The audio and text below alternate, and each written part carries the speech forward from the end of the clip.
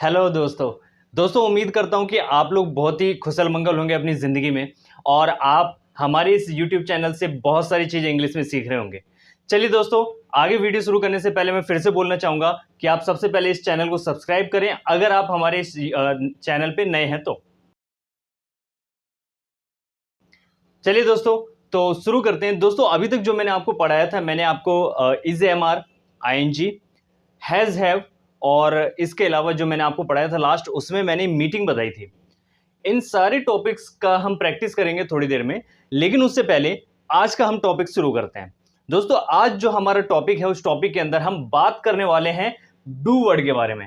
दोस्तों ये do word जो है आपने अपनी जिंदगी में बहुत बार सुना होगा। अब डू जो है वो एक वर्ब भी है, वो एक एक्शन भी है, मतलब वर्ब एक्शन एक ही होता है। डू एक हेल्पिंग वर्ब भी होता है जिसको हम टाइम वर्ड भी कहते हैं। दोस्तों डू जो है वैसे तो इसका इस्तेमाल कई सारी जगहों पे होता है, लेकिन आज हम जो बात करने वाले हैं ये हम बात करने वाले प्रेजेंट में। दोस्तों किस तरीके से आपको प्रेजेंट में डू का इस्तेमाल करना है, आज वो मैं आपको बताने वाला हूं। लेकिन सबसे पहले मैं आपको बता दूं कि डू जब एक एक्शन के रूप में या एक वर्ब के रूप में आता है तो डू का मतलब होता है करना। डू की सेकंड फॉर्म होती है डिड, थर्ड फॉर्म होता है डन। तो ये एक एक्शन है, ये एक क्रिया है, ये एक वर्ब है। लेकिन आज जो हमारा डू है ये एक वर्ब नहीं है, ये एक हेल्पिंग वर्ब है। और आपको पता है, मैंने आपको पहले भी बताया था कि हेल्पिंग वर्ब का कोई भी मीनिंग नहीं होता है। ये बस इस्तेमाल किया जाता है, ये सिर्फ इतना बताने के लिए किया जाता है कि आपका सेंटेंस प्रेजेंट में है, पास्ट में है या फ्यूचर में है। तो दोस्तों हेल्पिंग वर्ब का काम होता है सिर्फ सेंटेंस बनाने में आपकी हेल्प करना और समय को बताना। तो दोस्तों आज जो हमारा टॉपिक है, ये जो टॉपिक है ये डू है और आज हम बात करेंगे डू का इस्तेमाल हम कहां कहां पे कर सकते हैं। चलिए दोस्तों शुरू करते हैं। लेकिन उससे पहले मैं आपको बताना चाहूंगा दोस्तों कि डू का इस्तेमाल करने के लिए आप इसका इस्तेमाल बाद में समझें, लेकिन इससे पहले हम समझेंगे उन सेंटेंस को जहां पे आज हम आज का टॉपिक लगाने वाले हैं।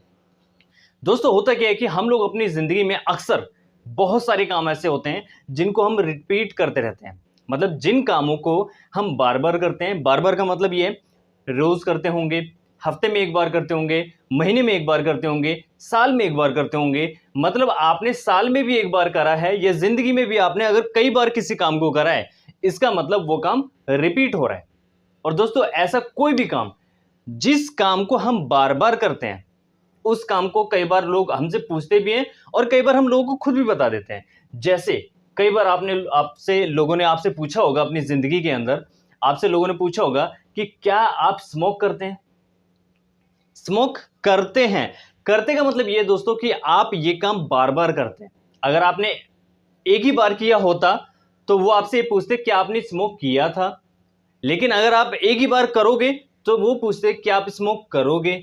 लेकिन वो क्या क्वेश्चन कर रहे हैं कि क्या आप स्मोक करते हैं। क्या आप स्मोक करते हैं का मतलब ये होता है कि क्या आप स्मोक बार बार करते हैं या अपनी जिंदगी में बार बार कर रहे हैं, कंटिन्यू कर रहे हैं। तो ऐसा कोई भी काम दोस्तों जिस काम को पूछने के लिए इस तरीके से बोला जाता है कि क्या आप ये काम करते हैं। तो वैसे तो अगर ग्रामर में देखा जाए तो बहुत सारे टीचर बताते हैं कि ऐसा कोई भी काम जिस काम के सेंटेंस में लास्ट में ता है, ती है, ते है, तो है, इस तरीके से आता है, तो वहां पे हमारा डू वाला टॉपिक लगता है। वो काफी हद तक ठीक भी होता है, बट वो 100% ठीक नहीं होता दोस्तों। 100% आपको बस यही समझना है कि ऐसा कोई भी काम जिस काम को आप जिंदगी में बार बार करते हैं, रिपीट करते हैं, उस काम को बताने के लिए आज का टॉपिक आप यहां पे लगाने वाले हैं। तो दोस्तों ऐसा कोई भी काम बताने के लिए आपको बोलना पड़ेगा आई, और यहां पर आप लगाएंगे एक्शन की फर्स्ट फॉर्म।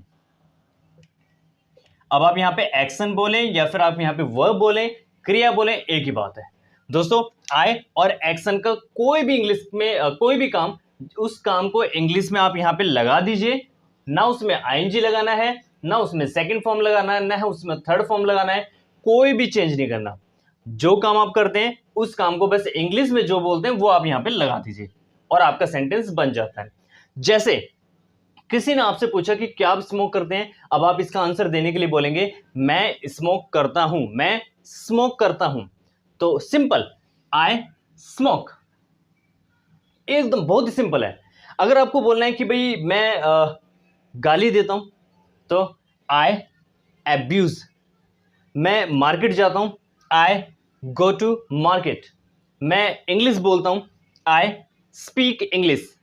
मैं लिखता हूँ, आई राइट। मैं जॉब करता हूँ, आई डू जॉब। मैं हिंदी बोलता हूँ, आई स्पीक हिंदी। तो दोस्तों ऐसा कोई भी काम जिस काम को आप बार बार करते हैं, लेकिन एक बात यहाँ पे ध्यान रखने वाली बात है कि यहाँ पे हमें उन कामों को बिल्कुल नहीं लगाना है जिन कामों को हम जिंदगी में सिर्फ एक ही बार करते हैं। और कई बार लोग क्या है कि ऐसे सेंटेंस मुंह से बोल देते हैं, वैसे तो कोई लॉजिक नहीं बनता इस चीज का, लेकिन फिर भी लोग बोल देते हैं कि भाई क्या आप शादी करते हो। तो आपने कभी ऐसा सेंटेंस सुना है किसी मुंह से, क्या आप शादी करते हो? करते हो कभी नहीं बोलेगा वो। या तो वो ये बोलेगा कि आपने शादी कर ली या करोगे, लेकिन वो कभी भी ये नहीं बोलेगा कि आप शादी करते हैं और आप हाँ मैं शादी करता हूं। बिल्कुल नहीं बनता ये। लकीली कुछ लोग लकी होते हैं कि उनकी शादी एक बार से ज्यादा हो जाती है, लेकिन हम यहाँ पे बात कर रहे हैं नेचुरली चीजों की, जो शायद नहीं होता है 99% केसेस में, शायद 99 पॉइंट में पता नहीं कितना आएगा। तो इतने सारे केसेस में शादी सिर्फ एक ही बार होती है और इसीलिए यहाँ पर ये सेंटेंस एक्चुअल में नहीं बनता है। लेकिन अगर फिर भी बनता, अगर ये लॉजिकली अगर इलॉजिकली अगर बनता भी है, तो ये सेंटेंस ग्रामेटिकली एकदम ठीक है, डू यू गेट मैरिड। ठीक है, वैसे लॉजिकली नहीं बनता है, लेकिन ग्रामर ठीक करने के लिए आप सेंटेंस बनाने के लिए बोल सकते हैं।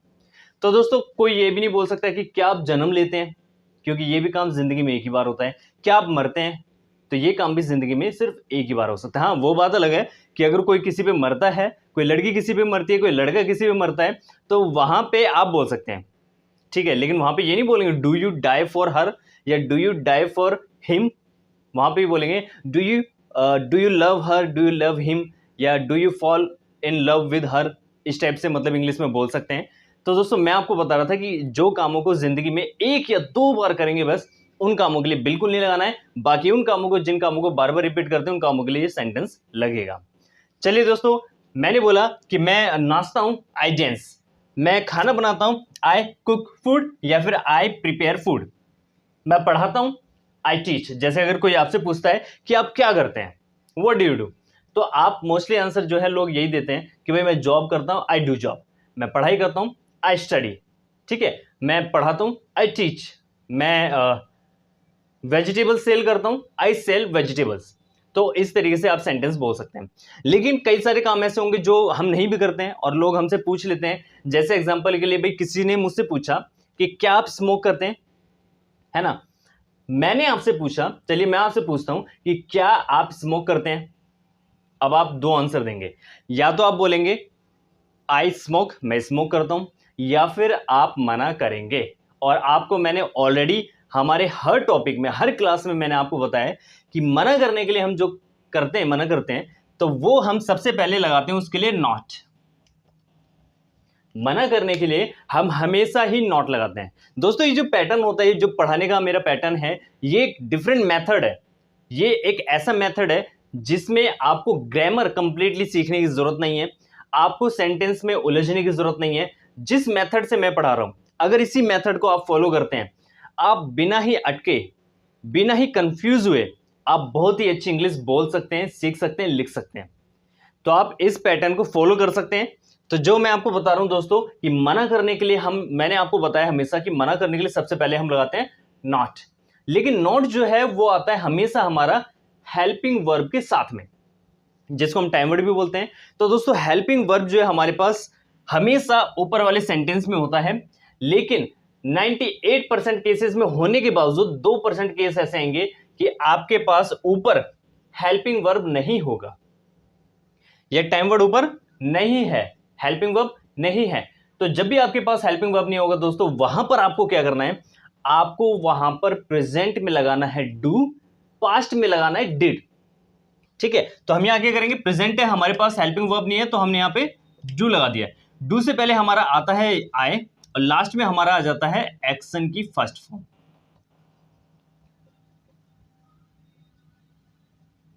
जी, तो यहां पे डू को आप, डू नॉट को आपने कई बार लोगों के मुंह से सुना होगा डोंट बोलते हैं, लेकिन डोंट से भी ज्यादा शॉर्ट होता है, वो मैं आपको आगे बताऊंगा। क्योंकि अभी जो मैं पढ़ा रहा हूं आपको, ये सिर्फ बेसिक कोर्स चल रहा है दोस्तों। हमारी क्लास के अंदर, हमारे कोर्स के अंदर 20 से 30 टॉपिक ऐसे होंगे जो सिर्फ बेसिक में ही निकलेगा, जहां पर आपको एडवांस चीजें नहीं पढ़ाई जाएंगी। क्यों?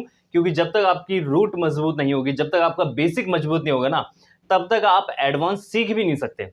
अगर आज आप पहली क्लास में एडमिशन लेते हैं और आपको 10th क्लास का सिलेबस पढ़ाया जाए तो शायद आप नहीं सीख पाओगे।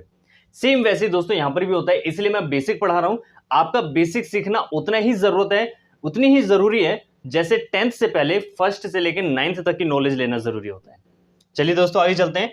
तो मना करने के लिए, ऐसा कोई भी काम जो आप बार बार रिपीट नहीं करते हैं, उस काम को मना करने के लिए आई डोंट या फिर आई डू नॉट एक्शन की फर्स्ट फॉर्म। जैसे मैंने आपसे पूछा था क्या आप स्मोक करते हैं, डू यू स्मोक, तो आपने हाँ बोलेंगे तो आई स्मोक, मना करेंगे तो आई डू नॉट स्मोक। एक बार बोलिए खुद भी, आई डू नॉट स्मोक। अगर आपको बोलना है कि भाई मैंने आपसे पूछा कि क्या आप ड्रिंक करते हैं, तो डू यू ड्रिंक मेरा क्वेश्चन हो गया। अब आप आंसर देंगे, या तो आप बोलेंगे आई ड्रिंक या आप बोलेंगे आई डू नॉट ड्रिंक। चलिए दोस्तों, अब यहां पे प्रश्न करने के लिए, क्वेश्चन पूछने के लिए मैंने आपको हमेशा हर टॉपिक में बताया है कि हमारे पास जो भी टाइम वर्ड होगा उस टाइम वर्ड को हम आगे लेकर आ जाते हैं और हमारा सेंटेंस तैयार। जैसे एग्जांपल के लिए हमारे पास यहाँ पे जो टाइम वर्ड है वो है डू। डू को अगर हम यहां से निकाल के आगे लेके आते हैं तो दोस्तों सबसे पहले हमारा बनता है डू। उसके बाद डू को हम यहां से निकाल के यहां लेके आए थे तो डू आ गया, उसके बाद आई। लेकिन हम खुद से प्रश्न ना पूछ के हम सामने वाले से प्रश्न पूछ रहे हैं, तो आई को हम यू से रिप्लेस कर देंगे, फिर नॉट हटा के हमारा एक्शन का फर्स्ट फॉर्म, और ये होगा हमारा प्रश्न तैयार। तो अब जो क्वेश्चन बनता है दोस्तों वो इस तरीके से बनता है, डू यू स्मोक, क्या आप स्मोक करते हैं, do you go to market, क्या आप मार्केट जाते हैं, डू यू स्पीक इंग्लिश, क्या आप इंग्लिश बोलते हैं, do you brush the teeth, क्या आप ब्रश करते हैं, डू यू टेक बाथ, क्या आप नहाते हैं, नहाते हैं आप, चलिए नहाते होंगे, बहुत बढ़िया। नहीं नहाते हैं तो नहाने की आदत डालिए, ठीक है। क्या आप गाली देते हैं, डू यू एब्यूज, ठीक है। क्या आप भगवान की पूजा करते हैं, do you worship the God. तो ऐसा कोई भी काम, अब आप आंसर देंगे दोनों में से कोई एक, या तो आप बोलेंगे आई एब्यूज या फिर आई डू नॉट एब्यूज, या तो आप बोलेंगे आई वर्शिप द गॉड या फिर I do not worship the God, या तो आप बोलेंगे आई गो टू मार्केट या फिर I do not go to market. दोस्तों बहुत ही इजी टॉपिक है, बस ये जो डू है ये आपको लगाने सीख रहा है। थोड़ी सी यहाँ पे बस आपको प्रैक्टिस की जरूरत होगी, लेकिन जैसे जैसे आपकी प्रैक्टिस होती रहेगी, आप अपने वर्बली आप प्रैक्टिस करते हैं किसी के साथ में, या अगर आपको हमारे साथ प्रैक्टिस करनी है तो आप ऐसा भी कर सकते हैं कि हम एक व्हाट्सएप पे एक ग्रुप बनाने वाले हैं इंग्लिश में। इंग्लिश का ग्रुप होगा जिस ग्रुप के अंदर हम बहुत सारे ऐसे स्टूडेंट्स को रखने वाले हैं जो इंग्लिश सीखना चाहते हैं और इंग्लिश में प्रैक्टिस करना चाहते हैं। तो उनकी प्रैक्टिस के लिए हम एक इंग्लिश का ग्रुप बनाने वाले हैं दोस्तों। उस ग्रुप को आप ज्वाइन कर सकते हैं। आप हमारी इस वीडियो के नीचे कमेंट करें, आपका नंबर ड्रॉप करें, आप बताएं कि आपको ग्रुप ज्वाइन करना है, हम आपको ग्रुप में ऐड कर देंगे। चलिए दोस्तों, प्रैक्टिस के बाद बहुत ही आसान हो जाएगा। इसके बाद अब यहाँ पे कुछ वर्ड मीनिंग्स हैं जो हमें यहाँ पे लगानी है। जैसे कुछ वर्ड मीनिंग्स हम यहाँ पे यूज करेंगे। जैसे एक होता है लिसन, ये थोड़े स्टाइलिश एल हो गया है मेरा, थोड़ा सा और स्टाइल में, लिसन न्यूज। यहाँ पे आप लिसन न्यूज या फिर वॉच न्यूज, दोनों में से कुछ भी लगा सकते हैं, दोनों ही सही होता है यहाँ पे, क्योंकि न्यूज को हम सुनते भी हैं या फिर देखते भी हैं। इसके अलावा सिंग अ सॉन्ग, एक होता है स्मोक। कल मैं इस टॉपिक पे आपको बहुत सारी चीजें पढ़ाने वाला हूँ कि नशे वाली चीजों के बारे में, जैसे स्मोक होता है, तंबाकू होता है, पान होता है, दारू होता है, इस तरह वाली चीजें मैं आपको पढ़ाने वाला हूँ नेक्स्ट टॉपिक में। तो उससे पहले अभी हम थोड़ा इस टॉपिक के बारे में बात करते हैं। इसके अलावा दोस्तों यहाँ पे हम कर सकते हैं, एब्यूज हो गया है, और लिसन म्यूजिक। इसके अलावा हम यहाँ पे करते हैं right an application,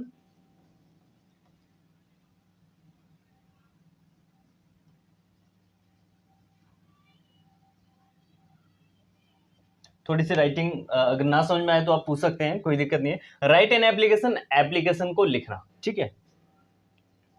ride the bike वगैरह ये सब आपको पता ही है, राइड द बाइक, क्योंकि मैं ऑलरेडी इसको पढ़ा चुका हूं। स्पीक इंग्लिश,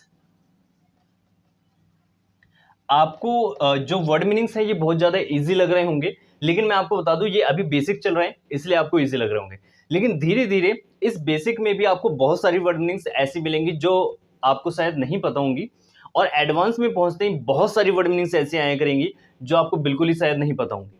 चलिए आगे चलते हैं। तो स्पीक इंग्लिश, राइट पोएम, ठीक है। चलिए इस पे थोड़ा सा प्रैक्टिस करते हैं। चलिए मैं एक बार आपसे क्वेश्चन करता हूं, आप अपनी तरफ से मुझे जवाब देना। Do you listen news? I listen news. I do not listen news. Do you sing a song? I sing a song. I do not sing a song. Do you smoke? I smoke. I do not smoke. Do you abuse? I abuse. I do not abuse. Do you listen music? I listen music. I do not listen music. चलिए दोस्तों अब हम बात करते हैं daily routine के बारे में। लेकिन डेली रूटीन जो है हम नेक्स्ट क्लास में पढ़ेंगे कि डेली रूटीन कैसे करते हैं। लेकिन फिर भी मैं आपको थोड़ा सा प्रैक्टिस के लिए बता देता हूं दोस्तों। डेली रूटीन जो होता है, आप सुबह से लेके शाम तक ऐसे काम जिन कामों को रोजाना करते हैं या एक आध दिन गैप में भी कर देते हैं, कभी कभी गैप भी हो जाता है, ऐसे सारे काम जिन कामों को आप रोजाना करते हैं और सुबह से शाम तक जितने भी काम आते हैं उन कामों को जब हम लोगों को बताते हैं वो हमारा डेली रूटीन होता है। तो उन कामों को हम डेली रूटीन बोलते हैं। अब इन कामों को जब हम किसी को इंग्लिश में बताते हैं तो दोस्तों किस तरीके से मैं आपको बताना होता है, मैं आज आपको बताऊंगा कि किस तरीके से आपको वो तैयारी करनी है। लेकिन उससे पहले मैं थोड़ी सी बस हिंट दूंगा, थोड़े से पॉइंट्स दे दूंगा। आपको पहले खुद से तैयार करना है। जब आप खुद से तैयार कर देते हैं तो नेक्स्ट टॉपिक में मैं आपको बताऊंगा दोस्तों कि डेली रूटीन एक्चुअल में किस तरीके से बताया जाता है। चलिए आगे चलते हैं। सबसे पहले डेली रूटीन जब हम किसी को इंग्लिश में बताते हैं तो हम कुछ ऐसे वर्ड्स का इस्तेमाल भी करते हैं बीच में जो आज मैं आपको बताने वाला हूं। चलिए तो फर्स्ट ऑफ ऑल इसका मतलब होता है सबसे पहले। अगर आप किसी को डेली रूटीन बताएंगे तो आप ये बोलेंगे यार सबसे पहले मैं सुबह जल्दी उठता हूं, ठीक है। उसके बाद जो वर्ड होता है दोस्तों उसको हम बोलते हैं आफ्टर दैट। उसके बाद फिर होता है एक देन होता है। देन का मतलब होता है फिर, या हम इसको तब भी बोल सकते हैं। और फिर मतलब उसके बाद मैं खाना खाता हूँ, उसके बाद, या फिर मैं नहाता हूँ, फिर मैं भगवान की पूजा करता हूँ। तो इस तरीके से आप यहाँ पे वर्ड लगा सकते हैं। और ये जो आई है वर्ड वो तो लगाना ही पड़ेगा। जैसे मैं खाना खाता हूँ, आई टेक फूड। मैं उसके बाद, तो आफ्टर दैट मैं ब्रश करता हूँ, या उसके बाद मैं नहाता हूँ। जैसे भी आप डेली रूटीन जो भी आप अपना पूरे दिन में करते हैं आप उस हिसाब से लिखेंगे। मैं बस आपको कुछ पॉइंट्स दे रहा हूं। लास्ट में जैसे आपकी डेली रूटीन खत्म हो जाता है आप बोलते हैं वहां पे दैट्स इट, या फिर दैट्स ऑल। बस इतना ही। लास्ट में हम कई बार बोलते हैं कि भाई जैसे एग्जांपल के लिए मैं आपको एक छोटा सा दे देता हूं अपनी तरफ से हिंट। मैं अपना डेली रूटीन आपको बता देता हूं पहले। एक्चुअली थोड़ी सी इसमें एडिटिंग है ताकि आप इसको बेहतर समझ पाएं। तो मैं एक अपनी तरफ से अपना डेली रूटीन बताने वाला हूं इंग्लिश में। आपको ये समझना है कि मैंने किस तरीके से बताया है। चलिए दोस्तों शुरू करते हैं। तो first of all I get up in the morning. After that I brush my teeth, या after that I get fresh and then I brush my teeth. Then I take my breakfast, then I get ready for my office and then I ride my bike, then I go to my office, then I do my daily work in my office. Then after that sometimes मैं lunch करता हूँ, sorry sometimes मैं mobile चला लेता हूँ बीच बीच में, तो उसको मैं मेंशन नहीं कर रहा हूँ, उसको मैं बाद में मेंशन करता हूँ। So after that I take my lunch at 2 o'clock. After that I do my office work. After that I come back to my home. After that I use my mobile for 1 or 2 hours, है ना। After that I take my dinner. After that I study something about news, study something, anything. After that I study anything, मतलब कुछ भी पढ़ लेता हूँ। मुझे कुछ भी इंटरेस्टिंग लगता है लाइक न्यूज़ और something motivational, so I start reading that. So after that I sleep at 11 o'clock. That's all about me. So इस तरीके से guys you will have to speak, and first the main thing is that you will have to prepare your homework. You will have to write your daily routine in your notebooks. When you complete writing, then just check all the spellings and word meanings whether these are right or wrong. If these are wrong, then you can also ask us, and if you are sure that you are completely right, then that's perfect. So in the next topic I will explain you how to write your complete daily routine. So keep watching guys, subscribe करना ना भूलें और मिलते हैं हमारी next class में। जय हिंद दोस्तों।